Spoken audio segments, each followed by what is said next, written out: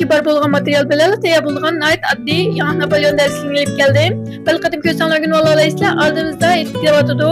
O'z qo'linglar bilan qilib, biz qilgan sog'lom nihoyat yarashidi. Ko'rkam chiroyli chiqdi, yeyishlik. Bunun ketarlik material bo'lsa, avval 500 gram tuxum yaqiga azroq tuz selib, shunday asqotlab aylantirib olamiz. Buningga 800 gram atrofida tishiga janlasak bo'ldi. Undan 150 gram asalni quyib, shunday aylantirib olamiz. Ayılda bo'lsa, mush o'lchami yarim qala bo'ldi. Ayılda kichik to'g'risab qala bo'ldi. Mana tuxum yaqiga shunday kupidi. Mana shunday qolat kelsa, tuxum yaqi ko'pgan bo'ldi.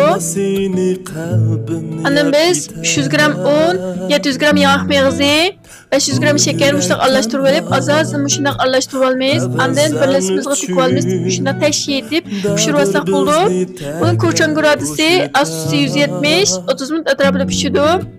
Shunday tepsiga eri surkab, ustiga yog' meg'zni shulib, shunday chichib, shunday to'cha salat kesib tayyor qilsanglar bo'ldi. Dasqının altı salımlaydı, körkem çerelik çıkıdı. Aldığımız geyitlarda öz kulağlarını qıp sınap yıkınlar, dasqının altı salımlaydı, körkem çerelik çıkıdı.